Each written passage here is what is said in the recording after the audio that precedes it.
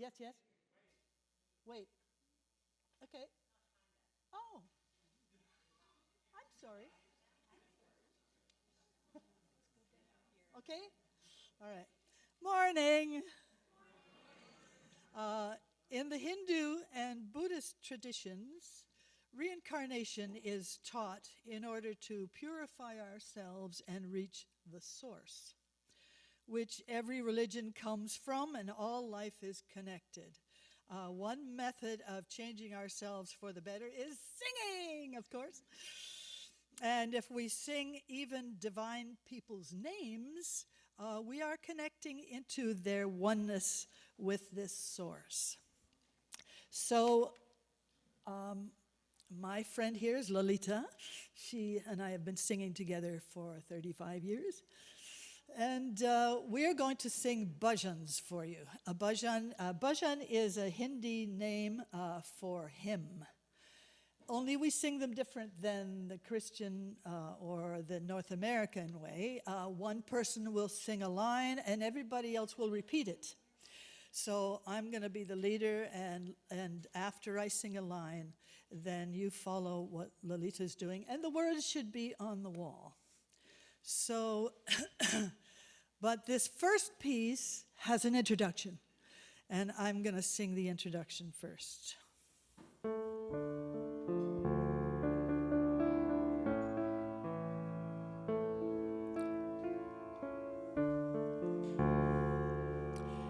Pranams to the mystic Sai Baba.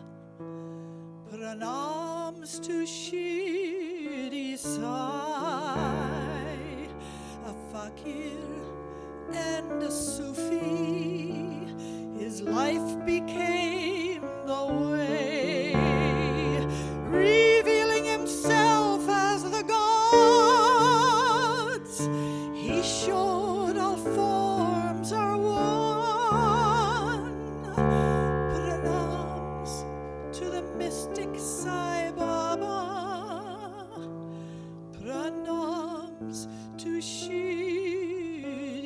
Sai.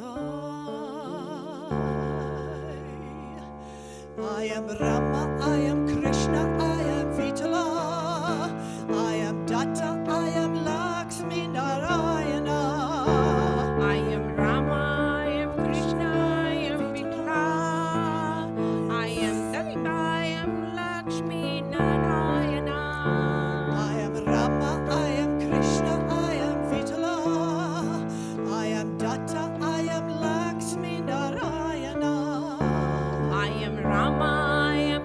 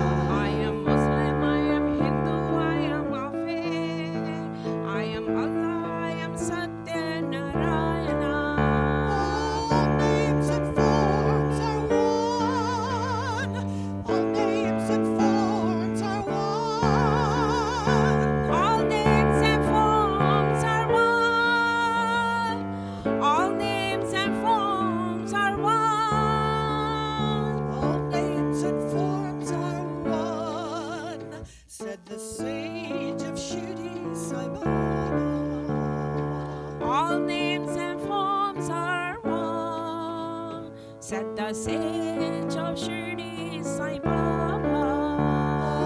All names and forms are one, said the sage of Shirdi Sai Baba. All names and forms are one, said the sage of Shirdi Sai Baba.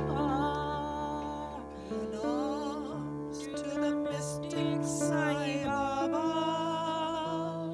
Pranams to Shirdi Sai.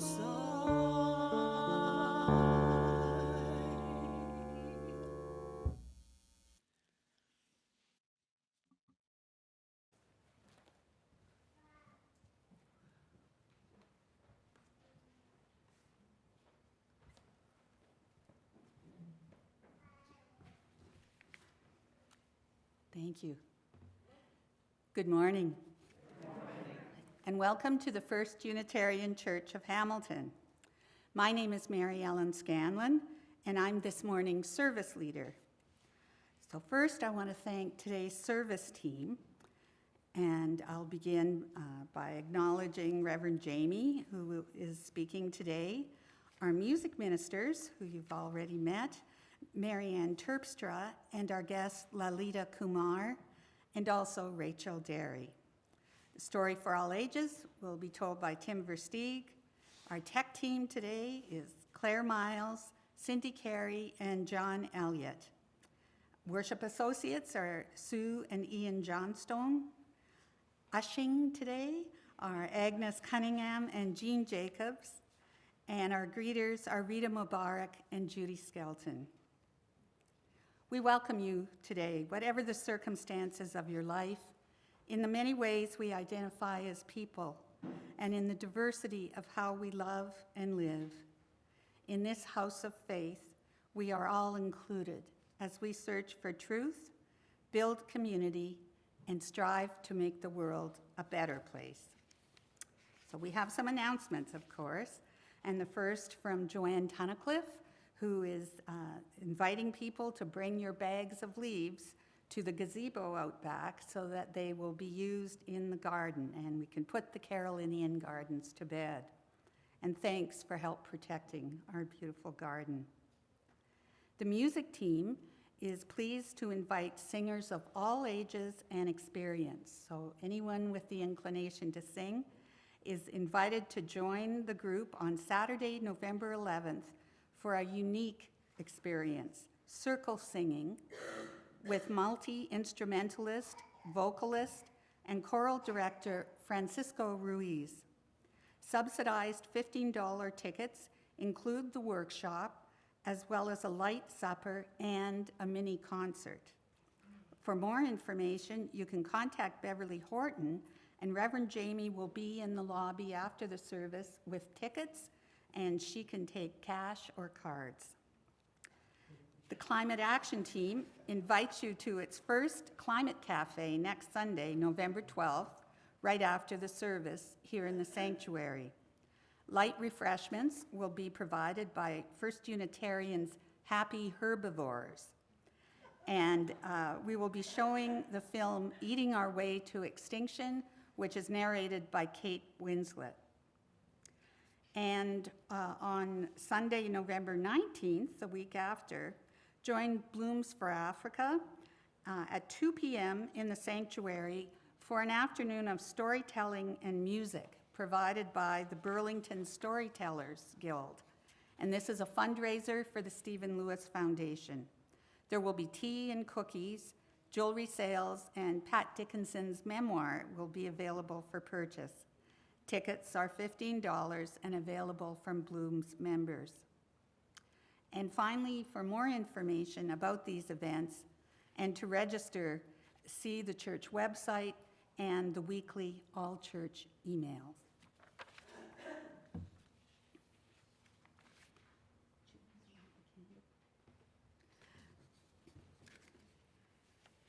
As we prepare to light the chalice, I'll share the words of Dag Hammarskjöld. He said, "Each morning we must hold out the chalice of our being, to receive, to carry, and to give back. As we light the flame, please join me in saying our chalice lighting words. May this flame be our light of friendship and love.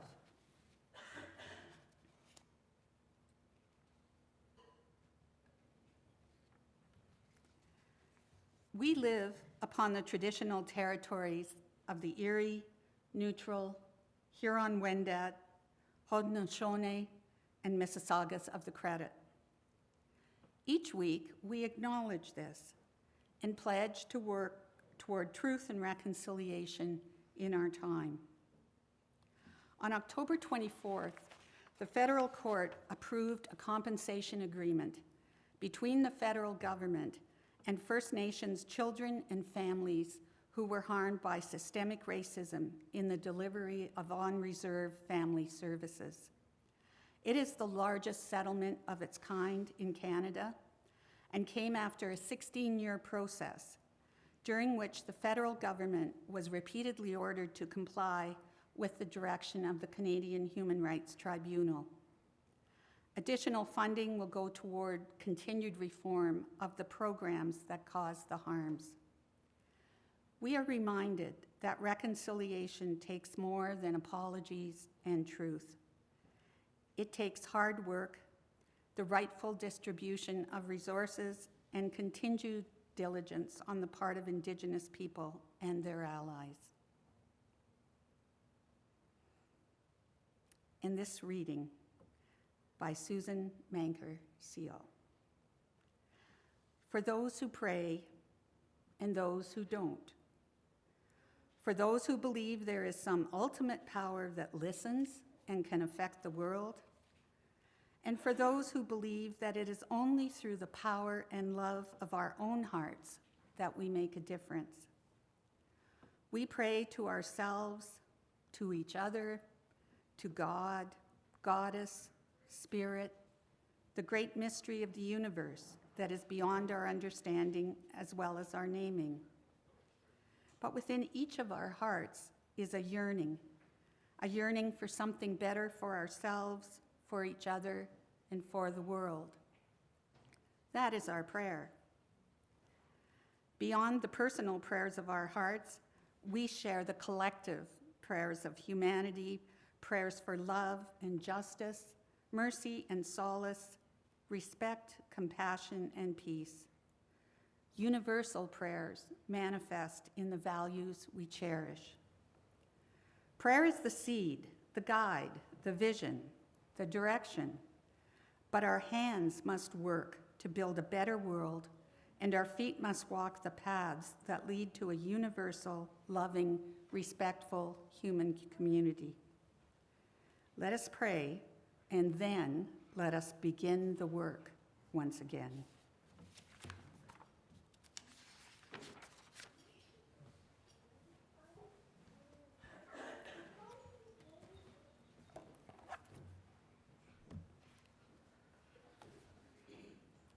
So lovely to start our morning with a prayer. Good morning. Welcome to the First Unitarian Church of Hamilton. My name is Reverend Jamie Boyce. My pronouns are she, her, and I have the great privilege of serving this congregation as its interim minister. In that role, I journey with you as you prepare to call your next settled minister, which is, when I quickly did the math this morning, 8 months away. Time is moving forward. It is an exciting time here at the First Unitarian Church of Hamilton. My heart is heavy this morning. As some of you who arrived earlier this morning know, we had an incident on our property early today. At 7 a.m., the Hamilton Fire Department was notified of a fire outside our building. When they arrived, they discovered a fire in the recycling bins just outside. There is some damage to the outside of our space, none inside, and we were assured that it was safe to welcome the congregation and welcome the community into our building this morning. We don't know the circumstances surrounding the fire, and the police are continuing to investigate today. Such scary news. And I have to say, this is one of those phone calls I dread getting. Such scary news gives rise to gratitude to those who show up and care. John Green was a first responder this morning working with the fire department to assess the situation, along with Bruce. Gail Rapole reported from her perch across the street. Thank you, Gail. The Hamilton Fire Department responded quickly and compassionately to the fire. Officer Lindsay was open and responsive to my many questions this morning. I'm grateful for her. Let us collectively pause in gratitude for those who keep us safe, who tend to our city, and to those who tend to this holy place, so we may gather to worship and gather in fellowship.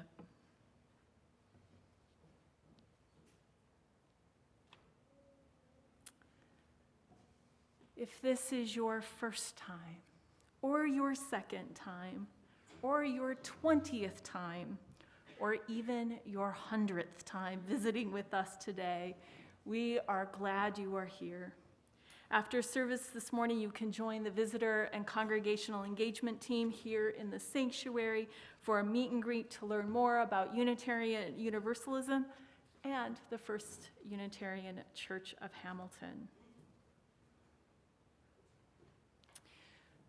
This morning, we gather to reflect on the theme of religious pluralism and celebrate the possibilities of living dynamically into a faith that values religious diversity as a foundation of our collective identity.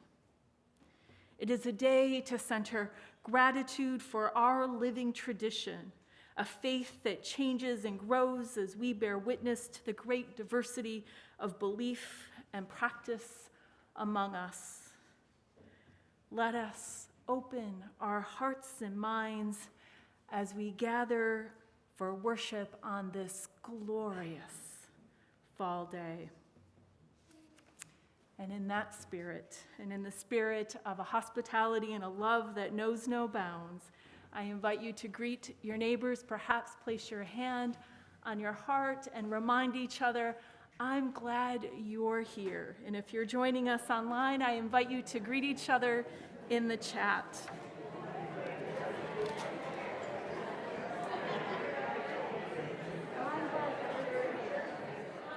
We always do this.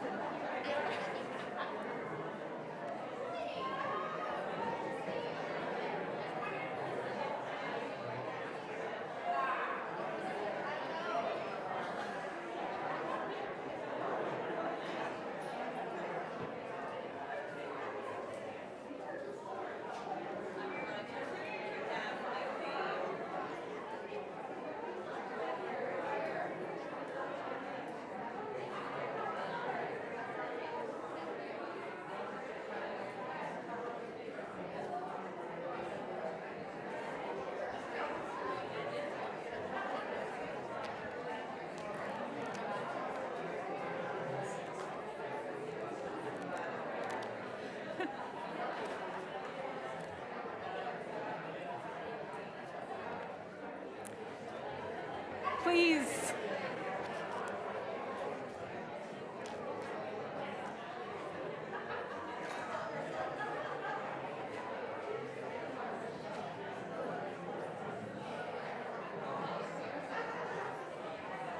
I am delighted by the energy. Let's bring all that into song. Please rise in body and spirit for our first hymn, number 170 in the teal hymnal. The words will appear behind us as well. We are a gentle, angry people. Let us sing together.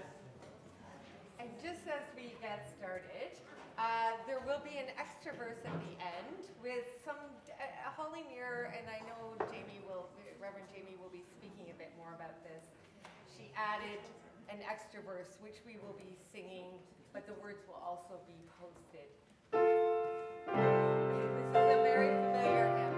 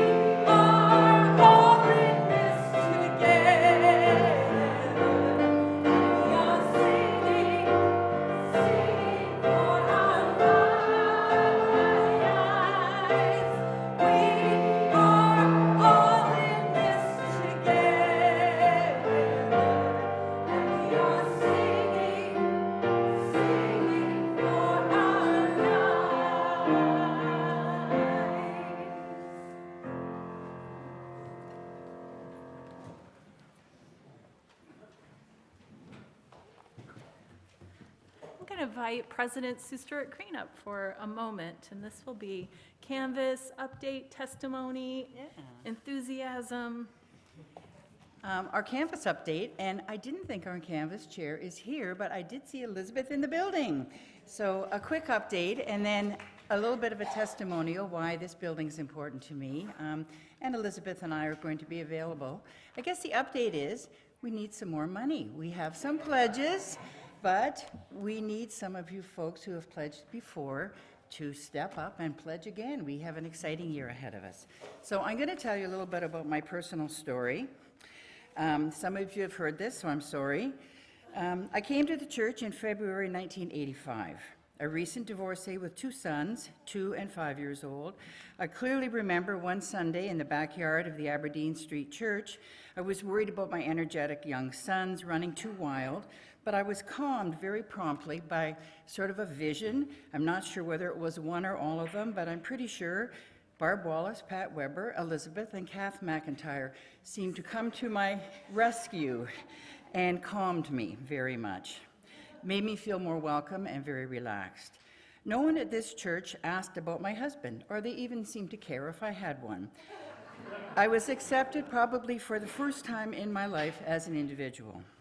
I found this same welcoming and kindness when I went to Unicamp that spring. I remember thinking, I like these Unitarian folks. It was a community that I wanted to be part of and a value system that I wanted to have my children grow up with. I always tried to do volunteer work those early years in the Lock Street Church, and I always gave what I could and a bit more, as I felt a very strong gratitude and connection. Even though I was single and didn't have a lot of money, it was very easy to justify being generous to the church. I remember folks one day saying to me, "Wow, it seems like you give that church of yours a lot of money." I used to try and justify it. A drop-in yoga class is about $25 an hour, and you have a good feeling that carries with you, but not necessarily all week. A great concert, music, great speakers, free children, free childcare, free coffee, lovely welcoming people. You could do something every day of the week if you wanted to at the Unitarian Church. I was too busy to even think about my own reflection or my UU journey just then. This new UU sacred space I found was a bargain. I met John Green a few years later. I talked to him about my church. He was a lifelong Catholic, attending elementary and Catholic high school, and his mom was a devout member of St. Joseph's on Lock Street. John was not an unhappy Catholic. He never had any negative experiences. He enjoyed the music and the ritual. John still has very strong bonds with those early friends. Most of the marriages or the funerals we attend lately are in Catholic churches. I know the drill pretty well, and I can sing along quite easily. Recently, a couple of the churches are welcoming non-Catholics up to the front for a blessing, which I've been happy to participate in. When we planned to marry, it was surprising to me when John quite bluntly said to his mother, "We're getting married in Sue's church because it's really, really important to her." My mother-in-law was very gracious and asked simply, how could we help? We married in the Lock Street Church in 1990. I remember our minister at the time, Martha Munson, being annoyed, she was often annoyed, because she was not available that weekend, and she wondered why I couldn't change it, but I couldn't. She also called me in and gave me a good talking to about who was this John man anyway, and why was I getting married so quickly, and she had not had a chance to vet him or give her opinion of the marriage. But I did love her very much for that. John very much enjoys the music and the ritual here, and it has been pretty easy for him to be a happy Unitarian also. Our 3 sons were dedicated in our church and went through the church school and the OWL program. The church has been a foundation and base for me for many years, particularly during challenges. I had struggles with my siblings and with my mother. I wasn't always ready to share, particularly when I had a most difficult time, mixed feelings, heartache of being estranged from my eldest son. Because I volunteered on property for many years, I was often able to sleuth into the building alone. I could just sit here. I would sit right here. Sometimes I would cry, but knowing that spiritual community was always here for me. I could feel it in the building. Sometimes there would be an angel in the building that might give me a hug, but always I felt better walking out of this building. I could take a deep breath, and I was able to cope a bit better. It's very hard to put a monetary value on that feeling or to be completely counting on something. This community has been a blessing to me, and I know it has been to many of you also. Our youngest son, Jesse, through his connections here and at Unicamp, recently married a Unitarian. Their bond with their Unitarian young adult friends is very strong, and these people are the young families that will be coming into our churches in the future. We need to make sure we are here for them. John and I do a lot of volunteer work, really a lot. You heard John was here this morning at 7 o'clock. We worked tirelessly during COVID to redo the property. Many of the other property people work very hard also, and John also takes on very large projects. But we do not do this so we give less money. In fact, we give more financially with our increased connection and the commitment through volunteering. I have found this community to be the most generous with thank yous. Thank you for money, thank you for your help. We need to collectively ensure this community is vibrant for the future. I encourage you to think about your pledge as an act of generosity in ensuring a strong future for our beloved faith community. Be bold and be generous. In fact, if you have already pledged, you might consider increasing your pledge at this very important time for the life of our church. Thank you very much for listening.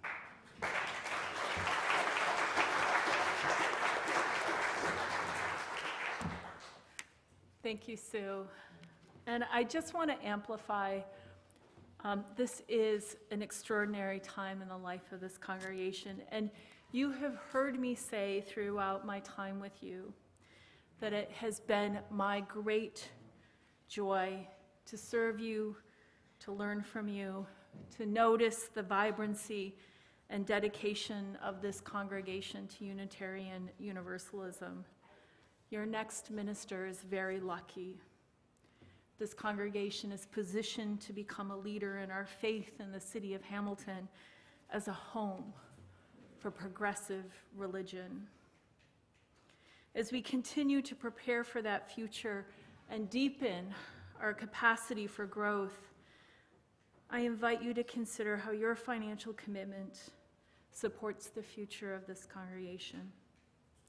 It is an exciting time for Unitarian Universalism and a really exciting time for this congregation as you prepare to welcome your next magnificent and marvelous settled minister and move into a future that desperately needs our life-saving, life-affirming message of love, justice, and freedom. One of the things that feels important to bring forward, is it's impossible to talk about the vibrancy of this congregation without reflecting on our staff. The folks who bring their talents, gifts, creativity, patience, and commitment to their work.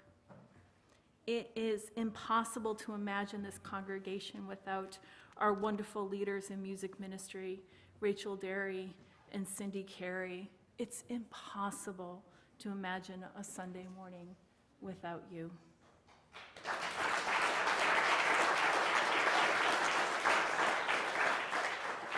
Our new support services manager, Chris McCoy, has brought direction and compassion to her critical role.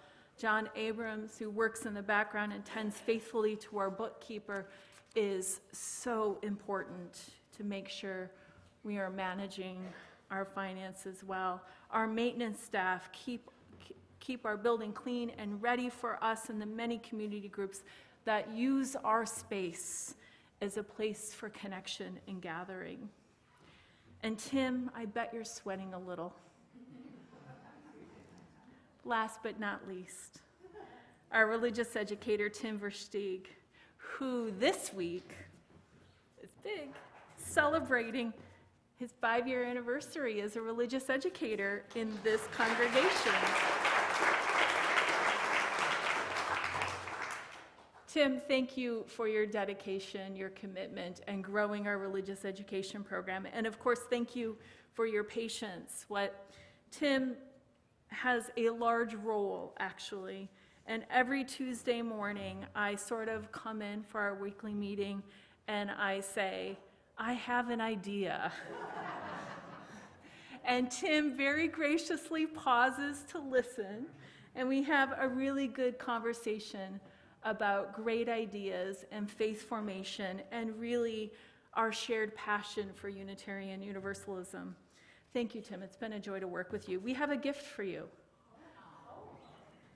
So, I know you've taken up some art to relieve stress, probably, from all of these great conversations we're having.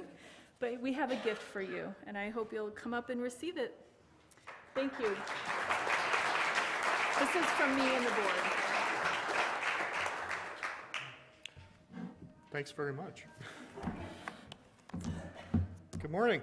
My name is Tim Versteeg, as you just heard, and my pronouns are he, him, and it's my great pleasure to serve for the last 5 years as a religious educator of the First Unitarian Church of Hamilton.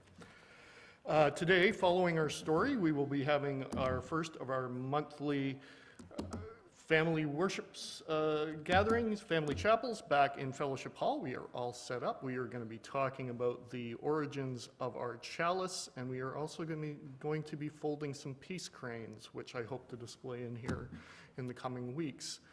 But before that, we have our time for all ages. And this morning, I'm going to be telling you the story of the Playgrounds of Babel by Gennaro Lawson and Pete Grobler. And John's going to help me follow along here because our clicker's not necessarily working.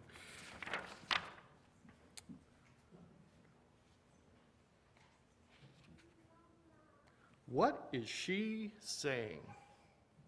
I'll translate. It used to be that everyone in the world spoke the same language. But then some of them built a tower to reach God, and God didn't like it. So God sent a dragon to destroy the tower, and then God made it impossible for people to understand each other by making new languages for everyone. I don't believe in God. Just imagine. No one's asking you to believe. I've heard this story before, and there's no dragon in it. Just listen. There were two girls who were good friends. They played together and sang together. They did everything together. What a catastrophe when suddenly, out of the blue, they couldn't speak to each other. Between one hand clap and the next, they were speaking different languages. Did anyone get to keep the original language, or did everyone get a new one? She says no one knows the answer. In her opinion, the people who didn't annoy God by building the tower got to keep the original language. Now, listen a bit more. So what could the girls do? First, they babbled at each other, but it was no good. Then they cried. That was better. Next, they hugged. Crying and hugging, these are things all people understand. They were getting close. Close to what? Close to figuring things out. She'll tell us if you stop interrupting. So suddenly, one of the girls started to sing a song they used to sing. And then the other girl, hearing the melody, joined in. But they were singing different words, of course. Different words. But now that they had a way to translate, because they knew they were singing exactly the same thing in two different languages. But they'd only be able to translate the words that came up in that song. She said, luckily, they knew a lot of songs. What happened to the dragon? God whistled him back up to heaven after he knocked down the tower. That's not realistic.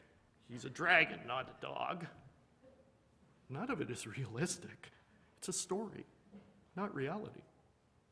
No one's asking you to believe. Just imagine.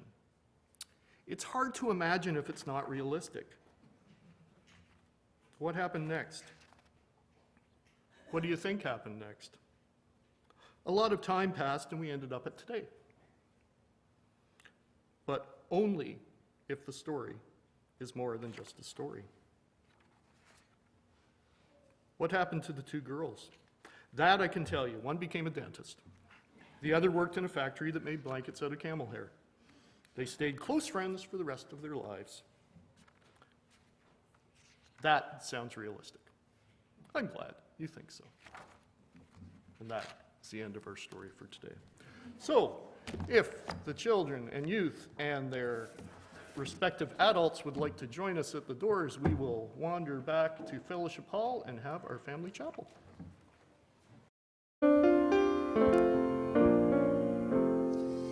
As you go, may joy surround you. As you go, go in peace. Know our love is with you always. As you go, as you go.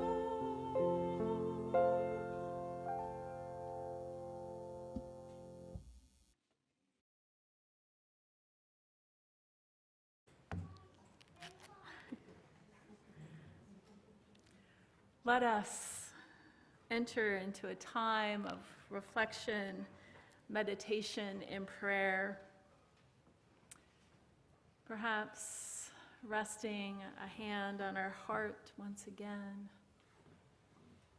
or on our tummy to feel our breath, feel the gentle swell, the life within us as we drop into stillness together.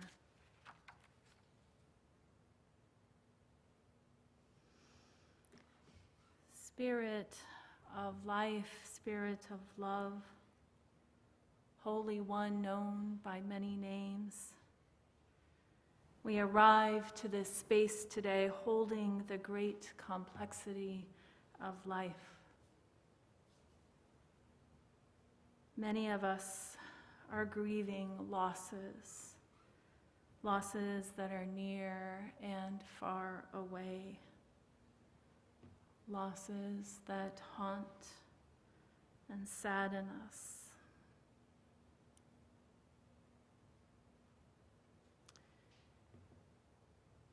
Many of us are holding fear and uncertainty,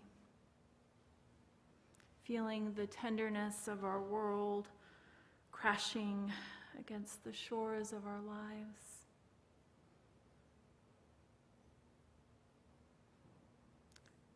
Let us breathe into the spaciousness of our community, of our individual breath.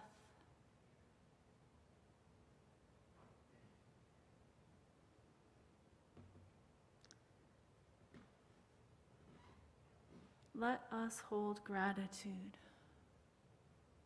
even in the presence of loss and fear and anger and uncertainty.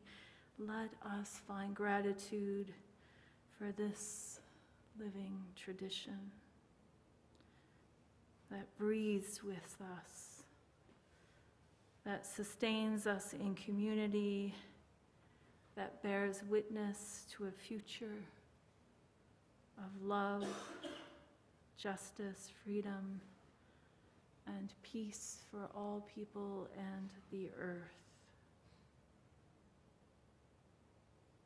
May we be comforted and inspired by friendship and the presence of community.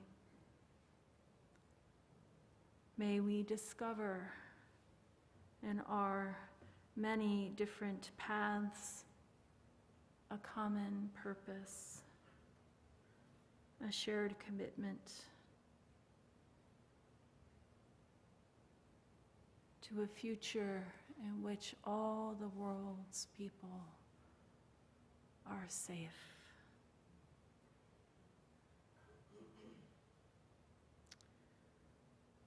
Let us be a people of hope.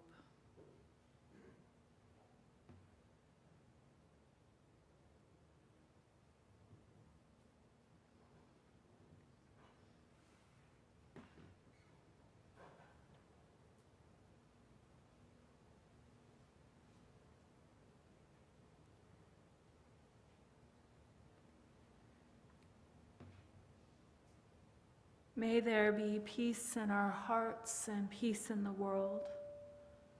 As the music begins, you are invited to light candles of joy, sorrow, concern, or hope.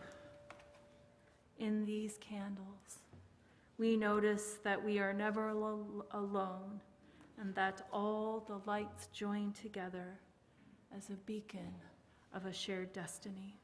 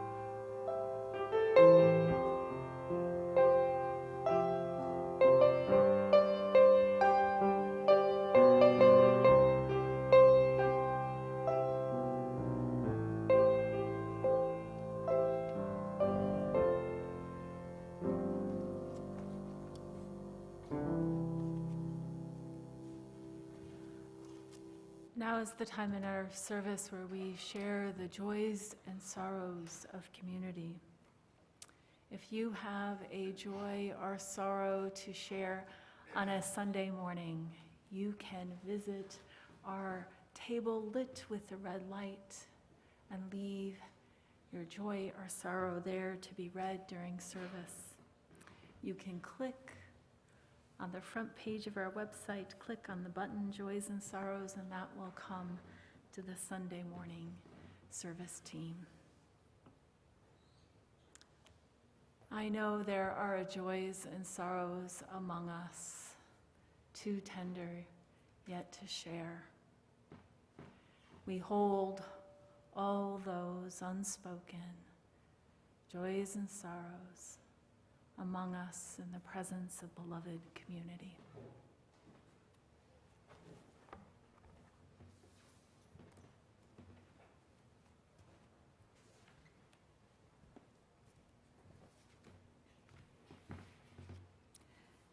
Kayla Parker wrote, "We know that our financial contributions to this congregation come from sacrifice and hard work. We are so grateful for this and commit together to ensure the funds we gather collectively do a greater good for ourselves and our world than they could have done alone. May there be an offering to sustain and grow the life and mission of this congregation. May we give in love and in hope."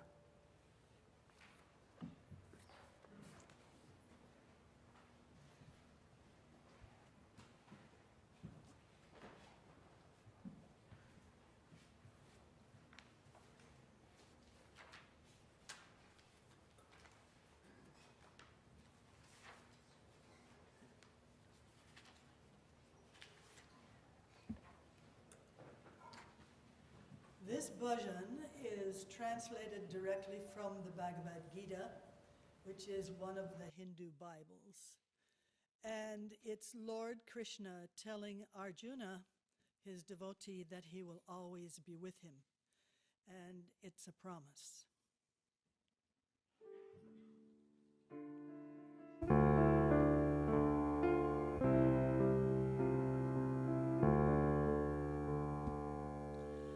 If man makes the slightest effort towards full surrender, if man makes the slightest effort towards full surrender, the Lord himself will confer the courage to pursue it till the end.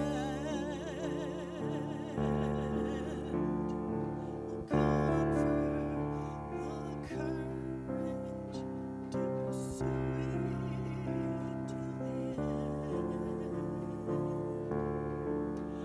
He will walk with him and help him as a friend. He will walk with him and help him as a friend. He will lead him as a guide. He will guard him from evil and temptation. He will lead him as a guide. He will guard him from evil and temptation. He will be his staff and support. He will be his staff and support. To follow Dharma is itself a source of joy. To follow Dharma is itself a source of joy. It is a path least beset by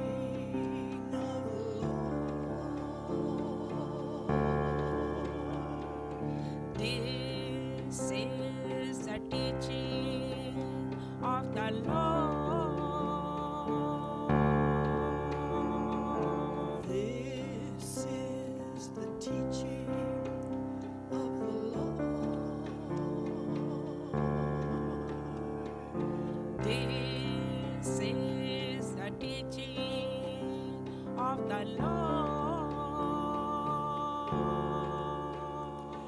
If man makes the slightest effort towards full surrender, the Lord Himself will comfort the courage to pursue it to the end.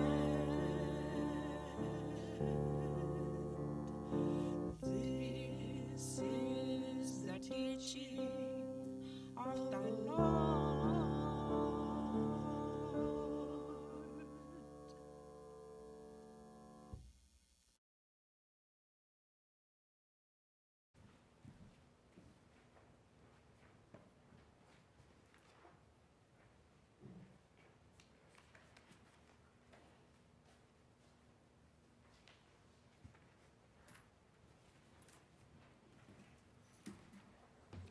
We thank you for your gifts.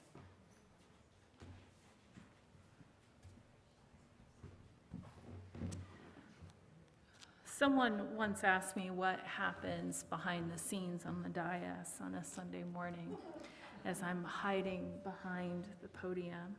I thought, that's a really great question, and today I have an answer. Today I edited my talk. I am so aware of time today and so grateful for our music ministry, and I'm going to edit my conversation this morning to its most essential and impactful moments. You can let me know afterwards if I succeeded. I really love hymn 170, We're a Gentle, Angry People. In it, I discover the call of our faith to justice, to community, as people who respond to the pain of the world by rising up to affirm life, love, solidarities, and hope. This song was originally penned by Holly Near at the murder of San Francisco Mayor George Moscone and Supervisor Harvey Milk in 1978. It is a lament that calls the heart to simultaneously grieve and rage against injustice and to find solace and hope in the presence of beloved community. Many years later, when this song was sung in 2017, Reverend Kimberly DeBuse writes in her blog notes, she has a beautiful blog about UU hymns. She writes that Holly Near, recognizing the need for more expansive and inclusive language, added the final verse, "We are all in this together." This story embodies so much of what is magnificent and wonderful about our tradition, the way it learns and grows and comes alive in community and transforms our theology in co-creative ways. I'm so glad we invited this song into our day as a powerful reminder of our capacity to change, adapt, build community, and live into the promise of Unitarian Universalism. You'll recall that earlier this year, we talked about how each month we're going to dedicate our monthly team to diving deeper into each of the values emerging out of the proposed revisions to Article 2 of the bylaws of the Unitarian Universalist Association. A quick reminder about Article 2 and why it's important. Article 2 is where our current principles and purposes are held, and they serve as a foundational covenant for our collective Unitarian Universalist community. They are intended to embody the dynamic, changing nature of our progressive faith community, as stated so well in this history that you can find on the Unitarian Universalist Association website. I quote, "For some religious institutions, the equivalent of Article 2 would be regarded as a permanent statement of belief. Ours, however, is a living tradition. We commit ourselves to regularly revisiting our principles and purposes to ensure that we are relevant, that as we grow in understanding, our principles and purposes grow too. Since new occasions teach new duties, we must continuously examine our principles and purposes and see what's missing, what is no longer important, and whether the language communicates our core values to the current times. This context feels especially important as we consider religious pluralism as a unifying value among our Unitarian Universalist communities. It might be easy now to take this position and posture for granted. After all, it's woven into our principles and purposes. We embody it in our commitment when we honor the many faiths among us, when we seek meaning, insight, and understanding from the world's wisdom traditions, science, philosophy, nature, the arts, and the lived experience of people. We revel in the possibilities of our faith to welcome and celebrate diverse expressions of belief and the responsible search for truth and meaning. We savor the saying, revelation is never sealed, and invite the complexity and the responsibility of that position with gratitude, enthusiasm, and curiosity. We can credit this expansiveness to a theological shift in early Unitarian and Universalist churches that stayed away from preoccupation with questions about the nature of God and salvation and began asking good questions about how are we living together now. This is more than a theological position. Unitarians and Universalists have a long history of welcoming folks and with affiliations and multiple faith identities into our communities. This morning, I am recalling Black American poet, abolitionist, and activist Frances Ellen Watkins Harper, who moved between Unitarian and African Methodist Episcopal Church affiliations in her life which spanned from 1825 to 1911. Frances Ellen Watkins Harper was the most prominent Black poet and writer of her day, and deeply influential in the abolitionist movement, traveling and giving speeches throughout the United States. Frances Ellen Watkins Harper changed Unitarianism through her political activism and her social gospel that called upon people of faith to address the evils of society. Her voice as an activist, justice seeker, poet, public intellectual, and person of faith changed Unitarian history. Many of us hold a multiplicity of faith commitments and identities when we gather together, each of them wonderful, and our Unitarian Universalist communities manifest this expansiveness.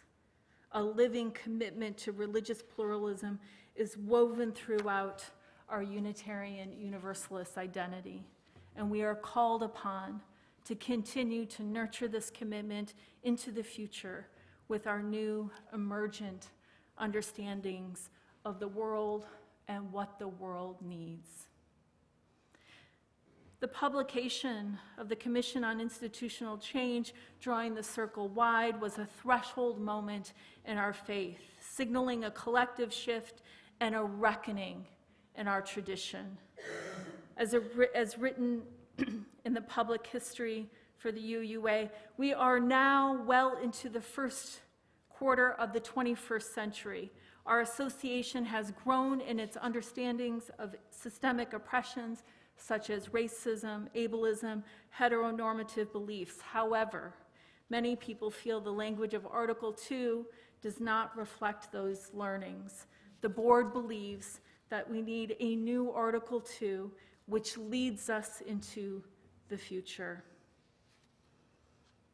It's time to revive and renew and assess, and that is our living tradition. So, let us take a look at the new language in Article 2 in which we value to covenant and affirm pluralism. I think I have a slide. Maybe it will pop up. We'll see. So, we covenant and affirm, we celebrate that we are all sacred beings, diverse in culture, experience, and theology. We covenant to learn from one another in our free and responsible search for truth and meaning. We embrace our differences and commonalities with love, curiosity, and respect. This feels familiar with our current principles, and the addition of the language in the inspiration section of Article 2 gives more detail about the sources that inspire our faith and invite us into an ethical relationship with the sources we draw from as we search for meaning and make meaning in our lives. Inspirations. Direct experiences of transcending mystery and wonder are primary sources of Unitarian Universalist inspiration. These experiences open our hearts, renew our spirits, and transform our lives. We draw upon and are inspired by sacred, secular, and scientific understandings that help us make meaning and live into our values. These sources ground us and sustain us in ordinary, difficult, and joyous times. We respect the histories, contexts, and cultures in which these sources were created and currently practiced. Grateful for the experiences that move us, aware of the religious ancestries we inherit, and enlivened by the diversity which enriches our faith, we are called to ever deepen and expand our wisdom. That sounds beautiful to me. That sounds full and rich, and it carries the wisdom of where we are now and the future where we want to go. It is aspirational and grounding. Throughout the month of November, we will continue to explore the role of religious pluralism in our community and dip into the inspirations presented in Article 2 and continue to bear witness to the religious pluralism in our community. It is my great hope that we each find ourselves and our collective future in the emergent Article 2 revisions, recognizing the call upon us today to remain relevant to those seeking our life-saving, life-affirming message of hope, love, and justice. And as I close this brief invitation to celebrate Unitarian Universalism, I offer this poem from Frances Ellen Watkins Harper for you today. Songs for the People. Let me make the songs for the people, songs for the old and young, songs to stir like a battle cry wherever they are sung. Not for the clashing of sabers, for the carnage nor strife, but songs to thrill the hearts of men with more abundant life. Let me make the songs for the weary amid life's fervor and fret, till hearts shall relax their tension and careworn brows forget. Let me sing songs for little children before their footsteps stray, sweet anthems of love and duty to float over life's highway. I would sing for the poor and aged when shadows dim their sight of the bright and restful mansions where there shall be no night. Our world, so worn and weary, needs music pure and strong to hush the jangle and discords of sorrow, pain, and wrong. Music to soothe all its sorrow till war and crime shall cease and the hearts of men grow tender, girdle the world with peace. May that be our song together. May it be so, and blessed be. Please rise and body and spirit for our final hymn. Let this be a house of peace, 1054 in the teal hymnal. And the words will be.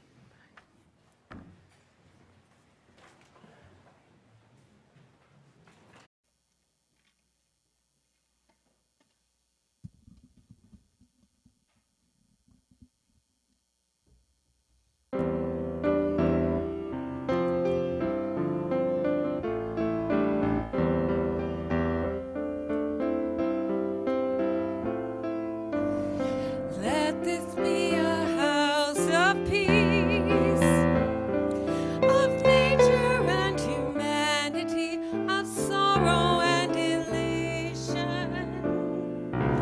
Let this be our house, a haven for the healing, an open room for question and our inspiration. Let this be a house of peace. Let this be a house of peace. Let this be a house of freedom, guardian of dignity and worth held deep inside us. Let this be our house, a platform for the free voice, where all our sacred differences here shall not divide us. Let this be our house of peace.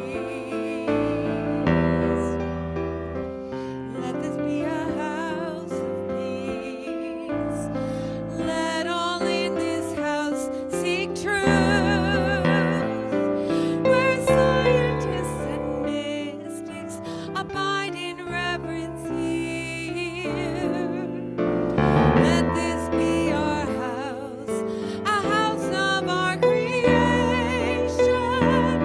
where works of art and melodies consecrate the atmosphere. Let this be a house of peace. Let this be a house of peace. Let this be a house of prophecy. May vision for our children be our common theme. Let this be our house of myth and lore and legend, our trove of ancient story and cradle of our tender dream. Let this be our house of, let this be our house of peace. Let this be our house of peace. Let this be our house of peace. Let this be our house of peace.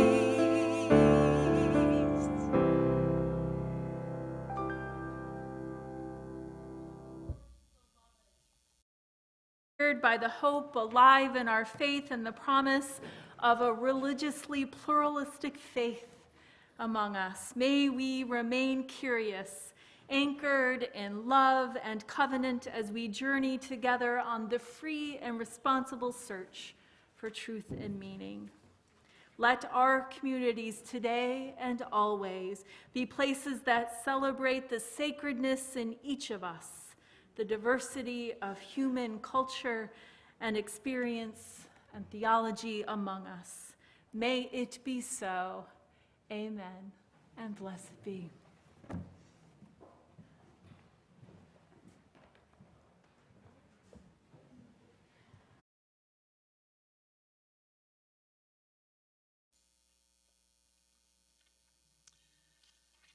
Sairam is a respectful greeting, and Bhagavan just means God.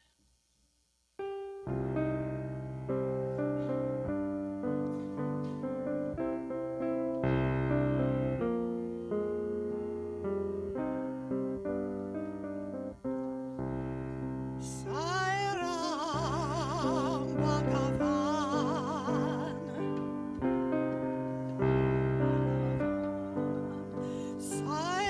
Sairam Bhagavan. Sai Ram Bhagavan, Compassionate, loving God. oh compassionate, loving God, Compassionate, loving God. oh compassionate, loving God, Oh, stream of mercy divine. oh stream of mercy divine, Oh, stream of mercy divine. oh stream of mercy divine. Hear the cry of humanity, O great one. Hear the cry of humanity, O great one. Hear the cry of humanity, O great one. Hear the cry of humanity, O great one. Save us from darkness, Sairam. Save us from darkness, Sairam. Save us from darkness, Sairam. Save us from darkness, Sairam. Protector, sustainer of life.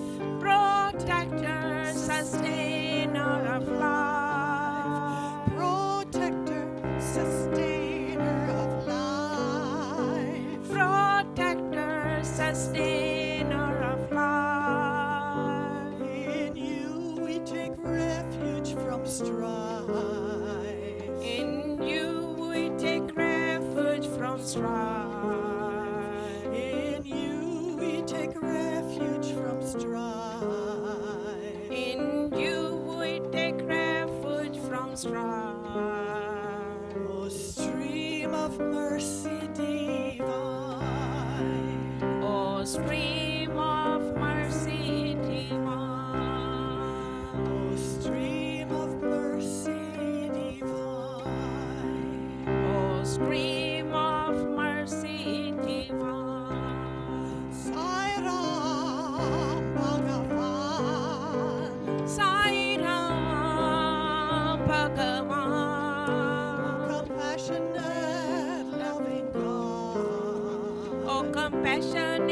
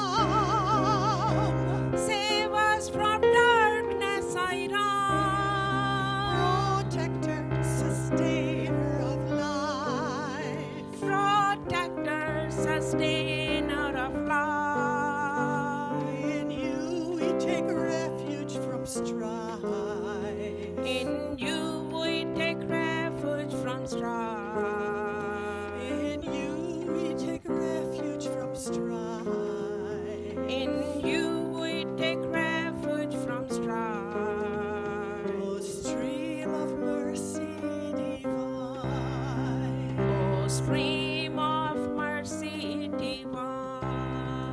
O stream of mercy divine. O stream of mercy divine.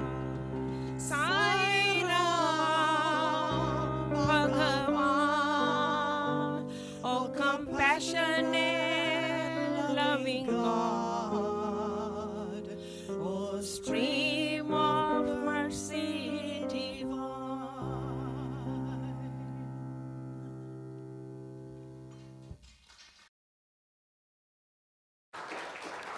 We extinguish our chalice, but not the fire in our hearts. Thank you, Lalita, for being with us today.